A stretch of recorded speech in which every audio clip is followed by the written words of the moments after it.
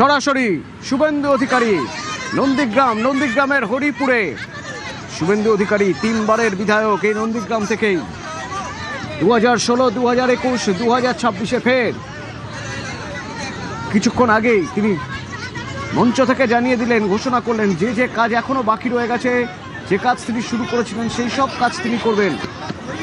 নন্দীগ্রাম তার কত আপন, কত কাছের বলছিলেন স্টেজ থেকে। এখন নন্দীগ্রামের হরিপুরে শুভেন্দু অধিকারী।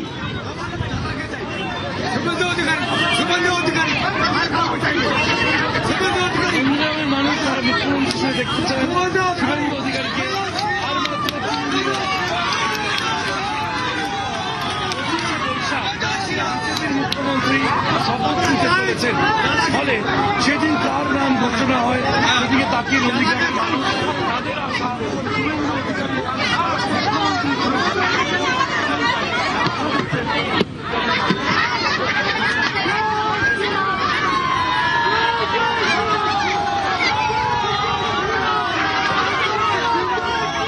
এই হরিপুর অত্যন্ত গুরুত্বপূর্ণ, বড় লিড দেয় হরিপুর বরাবর। হরিপুর গ্রাম পঞ্চায়েত শুধুমাত্র এই হরিপুর থেকেই শুভেন্দু অধিকারী এবারের ভোটে 5000 ভোটের লিড পেয়েছে। গতবার অর্থাৎ 2021 সেবার মমতা বন্দ্যোপাধ্যায় এখানে তৃণমূল প্রার্থী, সেবারও এই হরিপুর থেকেই 4000 ভোটের লিড পেয়েছিলেন শুভেন্দু অধিকারী। আর এবার তা আরও 1000 বেড়েছে। এই হরিপুর থেকেই 5000 ভোটের লিড, সেই হরিপুর গ্রাম পঞ্চায়েতে শুভেন্দু অধিকারী। সুস্মিতা আছেন এখান থেকে আমার সঙ্গে। সুস্মিতা, একটু বোঝার চেষ্টা করবো, এই হরিপুর বরাবর দুহাত ভরে দিয়েছে শুভেন্দু অধিকারীকে। আজ জেতার পর সেই হরিপুরে শুভেন্দু অধিকারী কি দেখছো? দেখো, হরিপুর কোনোবারই শুভেন্দু অধিকারীকে ফেরায়নি। হরিপুর কোনো সময় শুভেন্দু অধিকারীকে ভোটে কোনো রকম কার্পণ্য করেনি, ভোট বাক্সে কোনো রকমই কার্পণ্য করেনি। তার প্রমাণ মিলেছে গত নির্বাচনেও, তার প্রমাণ মিলেছে এবার নির্বাচনেও। এই হরিপুর বিধানসভা থেকে প্রথমবার থেকেই শুভেন্দু অধিকারী, গণতার শুরু থেকেই শুভেন্দু অধিকারী হরিপুর গ্রাম পঞ্চায়েত থেকে শুভেন্দু অধিকারী তিনি এগিয়েছিলেন এবং অবশেষে নন্দীগ্রামের ফলাফল সকলেরই জানা। এবং সেই নন্দীগ্রামে জয়লাভের পর শুভেন্দু অধিকারী তিনি আজ নন্দীগ্রামের বিভিন্ন জায়গা ঘুরছেন। এই মুহূর্তে শুভেন্দু অধিকারী তিনি হরিপুরে বিজেপির যে আঞ্চলিক কার্যালয় রয়েছে, অর্থাৎ পার্টি অফিস রয়েছে, সেই পার্টি অফিসে শুভেন্দু অধিকারী কর্মী সমর্থকদের সঙ্গে, সাধারণ মানুষের সঙ্গে শুভেচ্ছা বিনিময় করছেন, অভিনন্দন জ্ঞাপন করছেন কর্মী সমর্থকরা, তারা সেটা জানছেন এবং গ্রহণ করছেন। এবং অবশ্যই শুভেন্দু অধিকারী ধন্যবাদ জ্ঞাপন করছেন নন্দীগ্রামের মানুষকে। শুভেন্দু অধিকারী তিনি এই মুহূর্তে হরিপুর পার্টি অফিসে রয়েছেন। ভিতরে তিনি কর্মী সমর্থকদের সঙ্গে কথা বলছেন এবং বাইরে অগণিত কর্মী সমর্থক তারা দাঁড়িয়েছেন, মিষ্টিমুখ করছেন, গেরুয়া আবির, গেরুয়া ঝড় এই মুহূর্তে চলছে হরিপুর বিজেপি দপ্তর বা বিজেপি পার্টি অফিসে। শুভেন্দু অধিকারী আসার আগে থেকেই, বহুক্ষণ আগে থেকেই হরিপুর রাস্তার যে দুধার, সেই দুপাশে কর্মী সমর্থকদের উৎসাহ, সাধারণ মানুষ করা ভিড় ছিল সত্যি করার মতো।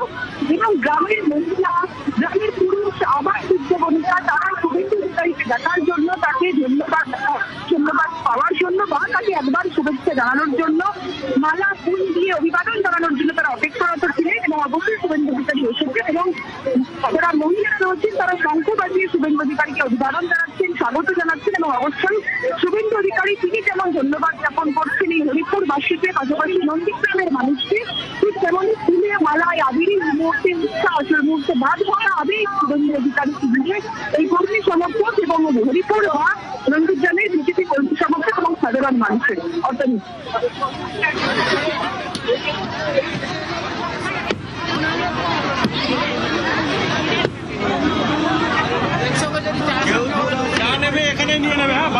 এর আগের কিছু ছবি দেখা যাক। নন্দীগ্রাম আজ উচ্ছ্বাসে ভাসছে, আবেগে ভাসছে যে শুভেন্দু অধিকারী এই নিয়ে তিনবার এই নন্দীগ্রাম থেকেই জিতেছেন, নন্দীগ্রাম বিধানসভা থেকেই জিতেছেন। এবার তার উপর বাড়তি দায়িত্ব ছিল, তাকে জিততে হবে ভবানীপুর থেকেও, সেজন্য ভবানীপুরেও তিনি অনেকটা সময় দিয়েছেন। তারপরেও নন্দীগ্রামের মানুষ তাকে বিপুল ভোটে জিতিয়েছে।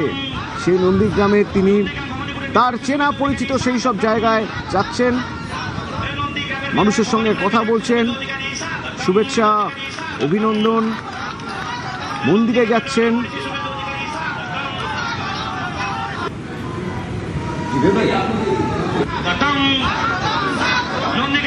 বিধায়ক সুশুভেন্দু অধিকারী স্বাগতম। নন্দীগ্রামের বিধায়ক ভবানীপুরের বিধায়ক সুশুভেন্দু অধিকারী স্বাগতম। অধিকারী স্বাগতম।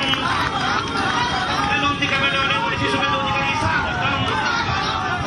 মেদিনীপুরের বীরপুত্র সুশুভেন্দু অধিকারী স্বাগতম।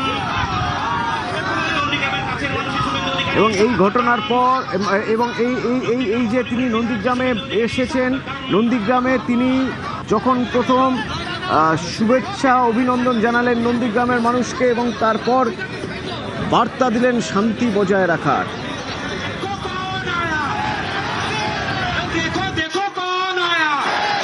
আমার পার্টির কেন্দ্রীয় নেতারা যেটা ঠিক করবেন সেটাই হবে। আমার মতামত দেওয়ার থাকলে তাদের কাছেই দেব।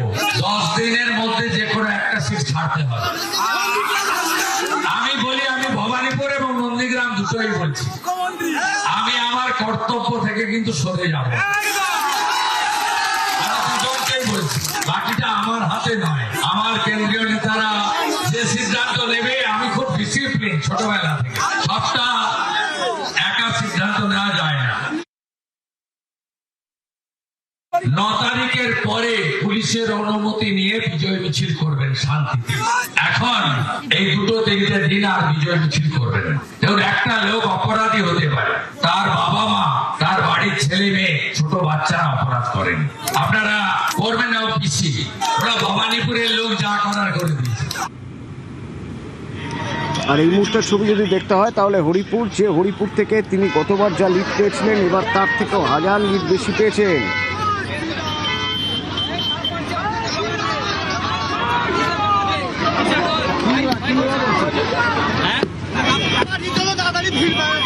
সুজিত ভৌমিক আমার সঙ্গে রয়েছেন ফোনে। সুজিত, এই হরিপুর কখনো ফিরিয়ে দেয়নি, বরং আগের বারের থেকেও বেশি লিড দিয়েছে এবার শুভেন্দু অধিকারীকে।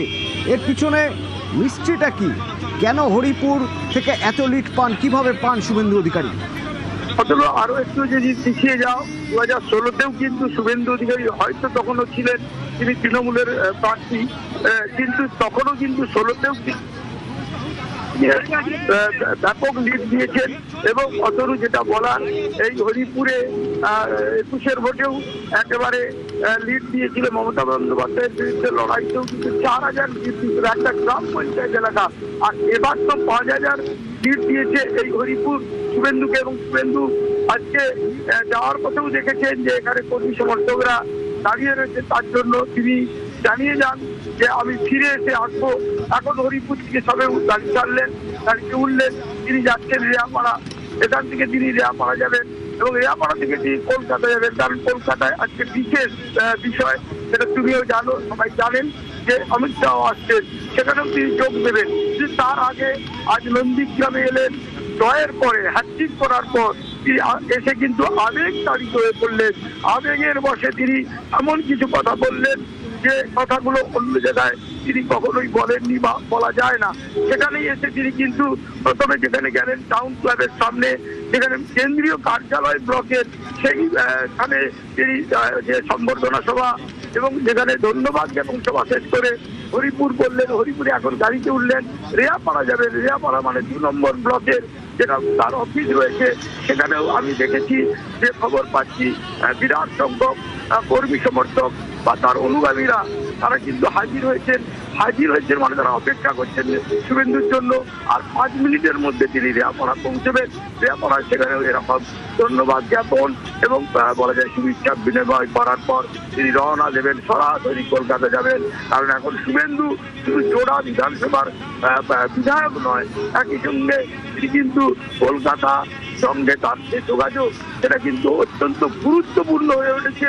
কারণটা কি সেটা কিন্তু প্রকাশ হয়ে যাবে আর হয়তো কিছু ঘন্টা পরে, এবং সেই কারণটা নিয়ে কিন্তু চর্চা চলছে।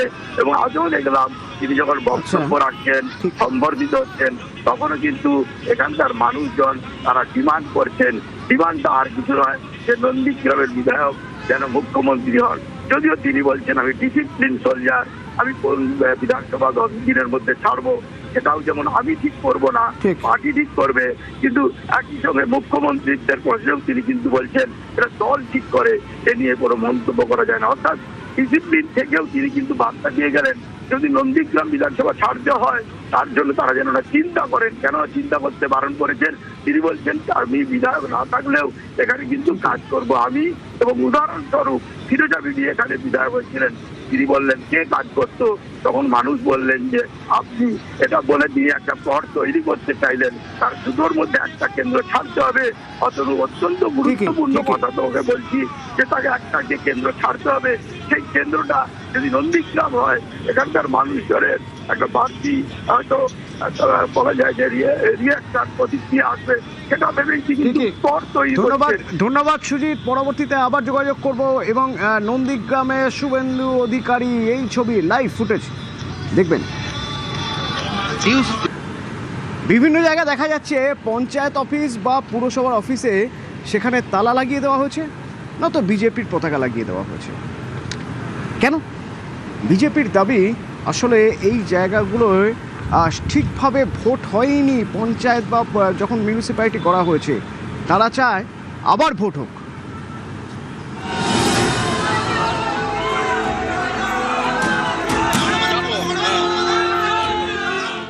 পঞ্চায়েত ভোট কোনোদিনই সুষ্ঠুভাবে হয়নি। এখানে ছাপ্পা রিগিং করে আমাদের বিশপুর অঞ্চল দখল করেছে। এই বিশপুর অঞ্চল আমরা আজকের থেকে দখল করলাম।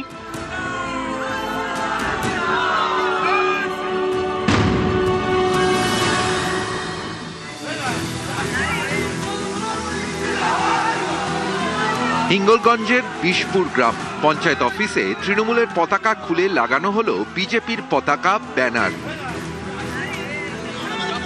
তৃণমূলের অভিযোগ, জেতার পরেই পঞ্চায়েত অফিসে তালা লাগিয়ে দেয় বিজেপি। মানুষ রায় দিয়েছিল, আমরা পঞ্চায়েত ভোটে জিতেছিলাম। এবার ওরা সেই মানুষের রায় নিয়ে বিভিন্ন রকম অপব্যবহার অপপ্রচার করছে এবং আমাদের কর্মী সমর্থকদেরকে যেভাবে মারধর করছে এবং ঘরছাড়া করছে, প্রশাসন যারা আছে তাদের কাছে আবেদন করব, তাই বলে এইভাবে অত্যাচার করা এটা মনে হয় ঠিক হচ্ছে না। পঞ্চায়েত ভোট কোনোদিনই সুষ্ঠুভাবে হয়নি। এখানে ছাপ্পা রিগিং করে আমাদের বিশপুর অঞ্চল দখল করেছে। আমাদের সাধারণ মানুষের মুখের গ্রাস যারা কেড়ে খেয়েছে, তার জন্য আজকের আমরা এই বিশপুর অঞ্চল আমরা আজকের থেকে দখল করলাম।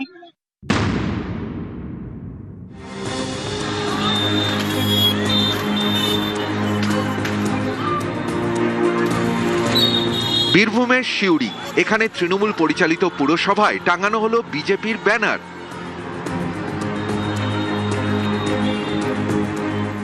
অভয় চট্টোপাধ্যায় জিতেছে, আনন্দ হয়তো কোনো কর্মী ফ্ল্যাক্স লাগিয়েছে, এটার জন্য তো অন্য কোনো মিনিং করা ঠিক নয়। আর এই পৌরসভা নির্বাচিত পৌরসভা নয়, মানুষ একে মান্যতা দেয় না।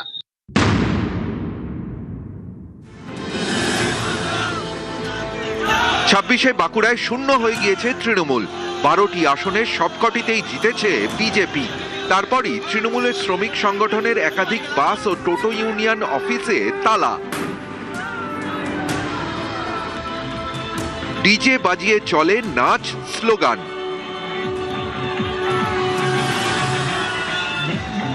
ইউনিয়ন অফিস আমরা দখল করিনি, যারা এতদিন ধরে শ্রমিকরা এখানে ছিল, যাদের উপর অত্যাচার করেছে দীর্ঘদিন ধরে, এখানে যারা দুর্নীতি করেছে, আজকে মানুষ ক্ষোভে মানুষ দখল করেছে।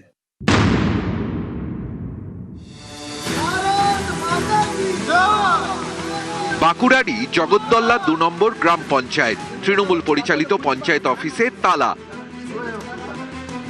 দরজায় বিজেপির পতাকা, এই নিয়ে হাওয়া গরম।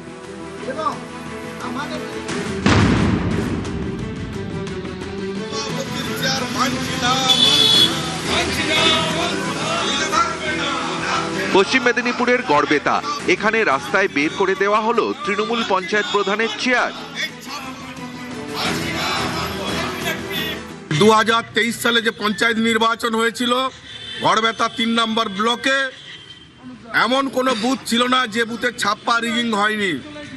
সেই ছাপ্পা রিগিং এর সভাপতি, সহসভাপতি, চেয়ার আমরা জনসাধারণের জন্য রাস্তায় বার করে দিলাম। নিউজ 18 বাংলা।